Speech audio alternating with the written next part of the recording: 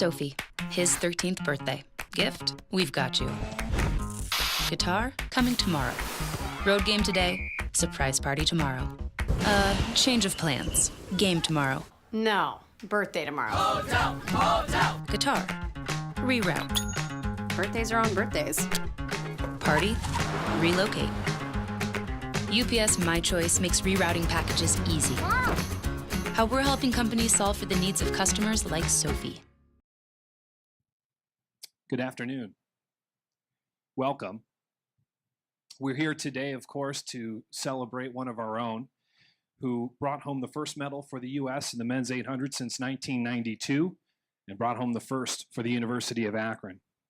When you think about the University of Akron, our athletic programs, our institution, we are audacious with our goals to be the best. We thrive when called the little guy, a smaller mid-major. And maybe we are in the size of institution, but not constitution. Not in heart, not in belief, not in dream. It is said that the 800-meter race is one that is strategic, grueling, and can suck the life out of you when finished. There's adversity everywhere, from heavy competition to injury right down to mental ability. And if you watched our own Clayton Murphy race through Rio in the men's 800, you saw him single-handedly defeat adversity without missing a beat. You saw him battling in the back of the pack, fighting through, pushing and shoving just to move forward. And in the end, you saw him standing on the podium for the world to see. Our own University of Akron often shares a similar story in that. When someone hears about our university, they're always curious what we have to offer right in our own backyard. Our university's programs, we tell them, are some of the best, like our own College of Business, our own School of Nursing, our School of Law, our preparation for teachers. And people raise an eyebrow, and we look right back at them, shaking our head. Absolutely. Showing that we have some of the best, academically, athletically, again, right in your own backyard, right here at the University of Akron. After Clayton crossed the finish line in the men's 800 final in Rio, becoming Akron's first Olympic medalist, we saw social media. It began to beam with Akron blue and gold pride. One particular comment, though, caught the attention of a few here, that Akron track and field had arrived. That Akron track and field had arrived. And we couldn't help but think 22 Mid-American Conference team championships, led by a 21-time Mid-American Conference Coach of the Year, who's produced 32 All-Americans, who have garnered a total of 89 All-America honors, along with 159 academic All-Mid-American Conference honors, with 5 who have gone on to win NCAA championships, some multiple times over, and 1 world championship along with it, not to mention several recent Olympians. And I guess what we're seeing here is we arrived a long time ago. Where have you been? It has long been said that wherever you want to go, you can get there from Akron. And that includes being on the podium on the world stage in the Olympics. And just here today, we are excited to celebrate that one individual who was able to achieve that. It is at this time I'd like to introduce Ms. Christine Curry, who is representing the Honorable Mayor Dan Horgan from the city of Akron. Ladies and gentlemen, Christine Curry. Thank you. It's truly a pleasure to be here on behalf of Mayor Horgan, who, Clayton, he wanted me to tell you he sends his regrets. He was trying to get out of something else because he really wanted to meet you and get a photo. And just so everyone here knows, when we put it on social media, on the Twitter account and on the mayor's account, it blew up. So it was a wonderful day in Akron, so we appreciate you. Thanks so much. To the people of Akron, whereas Clayton Murphy made his childhood dream of securing a spot on the United States Olympic team a reality on July 4th, when he advanced to compete in the 800 meters at the 2016 Olympic Games in Rio de Janeiro, Brazil. Whereas Clayton joined a team of 129 track and field athletes on Team USA to compete and participate in his first Olympic Games at the age of 21. After declaring professional status in June, following the completion of his junior year at the University of Akron, where he majors in corporate finance. He also signed with sports mega giant Nike to manage and promote his brand as a professional. And whereas on August 15th, Clayton Murphy won the bronze medal in the 800-meter final with a personal best of 1 minute 42 seconds, ending a 24-year medal drought in that event for the United States. He is one of 213 American athletes who medaled in Rio following successful careers as NCAA collegiate athletes. And whereas Clayton made history as a University of Akron student athlete and American track and field athlete by being a member of Team USA, the winningest team in Olympic history with 121 medals, 46 gold, 37 silver, and 38 bronze. Now, therefore, as Clayton Murphy has made the city of Akron a geographic destination for track and field champions from around the world, I, Daniel Horrigan, mayor of the city of Akron, do hereby proclaim Wednesday, August 24th as Clayton Murphy Day in the city of Akron. All right.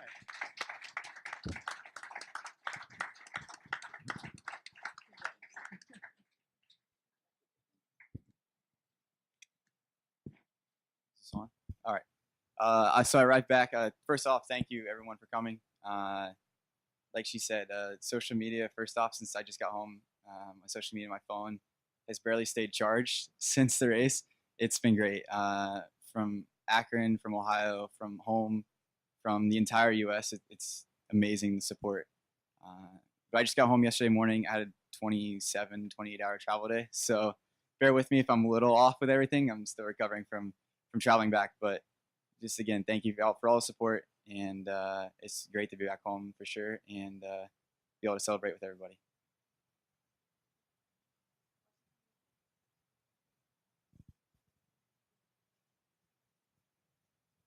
Marla Ridenour, Beacon Journal. Congratulations. Just wondering, are you going to race again this year? I'm just wondering, where do you go from here? Yeah, so I have a race September 3rd in New York, the Fifth Avenue Road Mile. And then following that, I plan to travel to Europe to race. We're finalizing the race plans in Europe. So for sure, September 3rd in New York. And then following that, still trying to finalize plans for after that. Possibly 2 in Europe. So possibly 3, but for sure 1 right now. Hey, Clayton, it's some of Mike Popovich from the Repository in Canton. Congratulations to you. How long did it take for it all to sink in, what you accomplished that night in Rio? Still hasn't sank in because I look at this on the table, the medal laying here, and think that, is that still mine to take home? Like, it's kind of one of those deals where for sure it still hasn't sank in. I'd say I mean, obviously it's starting to sink in a little bit, but it's a whole nother, it was starting to sink in Rio, and now coming home and being able to celebrate it makes it a whole different experience. It's been great to be able to take pictures with it and with people and share my experiences with people. But for sure it hasn't sank in yet, and I don't know how long it's going to take to sink in. But that night in Rio for sure was kind of surreal. So I finished the race, and you walk to the end of the track where they give you your flag to do your victory lap, and got the flag from the distance coaches and started taking pictures of the media. And I heard one of the coaches yell, "Hey, you can smile." And it wasn't because I was disappointed with bronze, by no means. It was because I just had no clue what was going on. I guess I wasn't smiling for the pictures. And so I realized I wasn't, so I started smiling. But it was like one of those things where it for sure hadn't sank in. And there's videos of my face after the race, and I can just kind of look at the scoreboard and see it kind of for sure that I'm in third, and I wasn't counting wrong in front of me or something, but it for sure hasn't sank in. Hey, Clayton, Steve French from Akron IMG Sports Network. I'd like to ask a couple of things about the racing itself. Going back to trying to find your race on Friday morning, which I found on NBC Sports Network just in time. You got jostled a couple times and then had to wait because of time. What was that period like with that race and then all the other heats coming after that?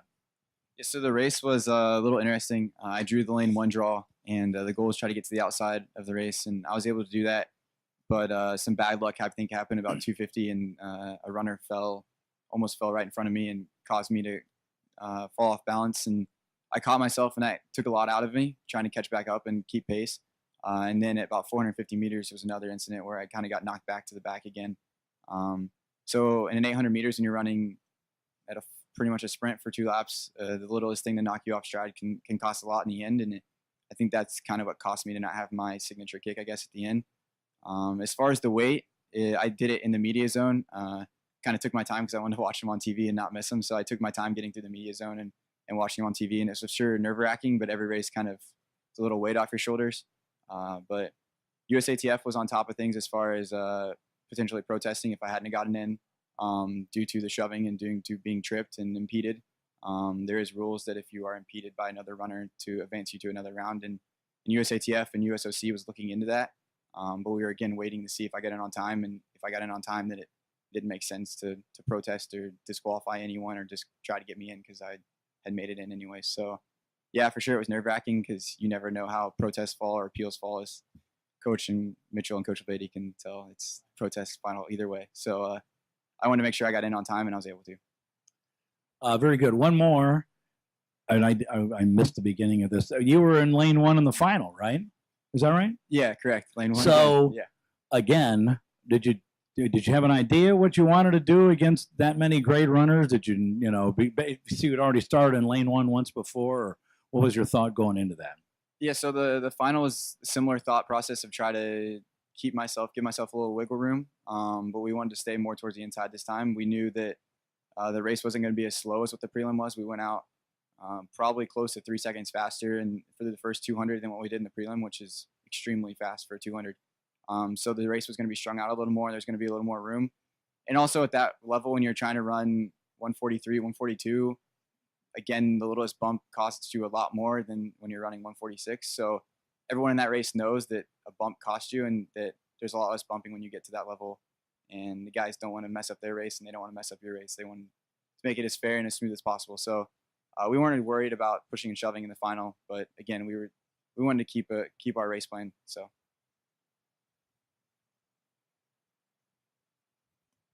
Elton Alexander, Plain Dealer. When you say there was less bumping, does that mean there was none, or just enough that you could handle? No, there was some bumping. I think about 400 meters, there was a little bit of jostling, and then again with 200, Boris, the other 800 meter, the other US, and I kind of got a little bump, but it was nowhere near what the prelim was as far as tripping and falling. It was more or less just like, hey, I'm here, like put your hand on it, kind of. But there was no bumping or shoving like the prelim. Nowhere near that. Last one. Can you take us through your last lap? Because you still had to make up some ground on a couple guys. Yeah, so I kind of saw the clock at 200 and saw it was fast and could feel it was fast race. And at that point, I ignored the clock after 200 meters. And so I had no clue during the race what we went through 400 meters in. And I didn't care at that point. I knew that I'd felt good.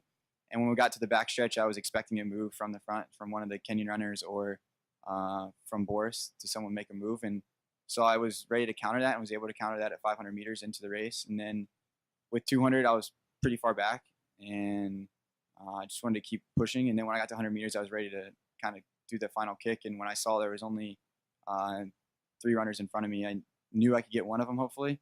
Now how many I could get of the 4, I wasn't sure. But about 40 meters to go when I passed the France runner, I kind of realized that at that point I was going to be a medalist and hoping no one would pass me. But it sounds simple to say, but the last 100 meters really is just about telling yourself to run fast. You're mentally drained when you're at that point and physically drained, so you have to keep things simplified in the 800. And for me, it's simplified as getting your feet down faster and run as fast as you can through the line. So just telling myself that and trying to run all the way through the line so no one passed me. I'm just curious, if it would be me, I'd be wearing that bronze medal all the time. I'm wondering why it's laying there. Because it's really heavy. It's not, yeah. It's pretty heavy. So like leaning over would be interesting, but it's just really heavy, and it's I don't know. I don't like to really show off everything. I like kind of just having it there. It's just I don't know. And Coach Mitchell, I just wondered.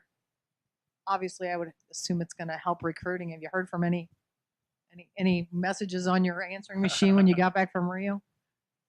Well, you're always going to get a little bit more interest and things like that, and that definitely can open the door. And Coach LeBaty's a great middle distance coach, and I know he's got he gets some interest as well.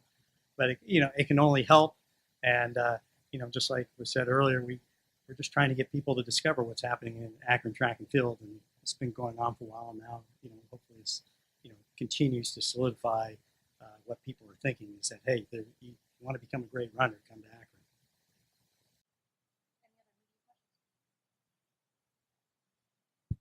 Clayton, Hakeem Dermish, News Channel 5 in Cleveland. Just when you're sitting here and you have the medal in front of you and your coaches around you and your friends and your family, what does all this mean to you when you come back here to Akron, when you go home to New Paris? What is it when you think about this whole experience? What does this mean for you? I mean, it's great. It's an individual event, but like track and field, there's an individual event, but there's a team aspect. And I think that without my team, my sports staff, coaches, and family, and girlfriend, friends from home, everybody, that the support I received just prior to the trials, as far as good lucks, and then making the team, and my phone between the trials and in the Olympics, the support was unreal. I think without that kind of motivational support, that helps getting up for practice every day and wanting to work hard, and it sets your goals a little higher because there's so much support around you, no matter if you achieve them or not. So to come home to that team I have, it's great, and it feel like I won the medal with the team, and the team won the medal with me. So it's great to be able to share that experiences. And I kind of say it like I come from a small area, small town, and to be able to share that kind of personal Olympic touch, because a lot of them always watch the Olympics and look up to the Olympics, and now to share that Olympic feel and Olympic touch with someone it's awesome. And then to bring back a medal and bring back a piece of Rio, it makes it even better. Are they having a parade in New Paris? So like I'm still racing, and I still have to take classes, so I have to at some point go home. I'm not sure when that's going to be, but I get a text from mom or dad every about 2 hours to say, hey, someone else asked me when you're coming home. When are you coming home? Because they want me to come home as much as anybody. But yeah, as soon as I get home, I'm sure there's going to be some type of celebration. We won't keep you too long, but if we can look ahead, the 800, 1500 thing, because you're good in both. You've won NCAAs in both. How do you look at that going forward from here? Yeah, I mean, it's going to be a year by year, meet by meet thing. As of right now, I think I'm still 1500 meter runner in long run, but for right now, I'm bronze medalist in 800, and it's hard not to look at that as an 800 meter runner. So, but you asked me in 2 weeks, I'm running the mile at New York, and it looks like I'm going to run a 15 and an 8 possibly in Europe. So it's really going to be honestly day by day. For me, training is similar between the two. It doesn't change a whole lot for me as far as training for a year. So like you said, I was able to train and win the 800 meters indoors and come back outside and run the 15 at NCAAs. And I raced the 1500 up to about 7 to 8 days before the trials. So I was running a 1500 less than 2 weeks before I ran an 800 meter at trials. So, and I ran 1,000 meters after. So for me, it's similar. So you ask me tomorrow, I could be a 1500 meter guy. You ask me in 2 weeks, I'll be back to an 8. So it's a lot of fun to have the durability and be able to switch between the two.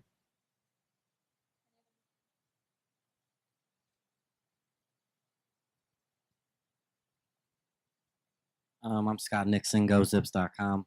I was creeping on your Instagram, I'll be honest. And at one point, there was pictures where you only had a couple hundred likes, but then you got up to a couple thousand and your followers just start to grow. Obviously, you had the bronze medal. Did you expect that kind of impact? Because you said your phone was blowing up constantly.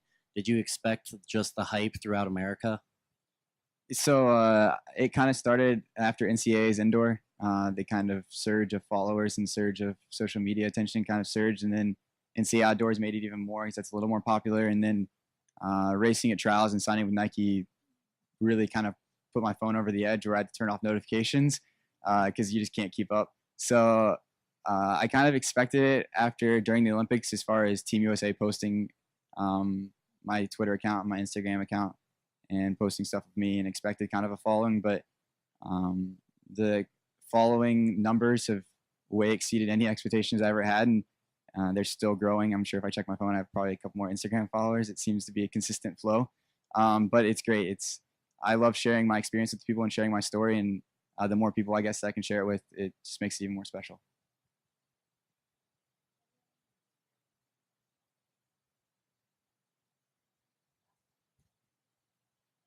Ron Hammy for GoZips.com as well.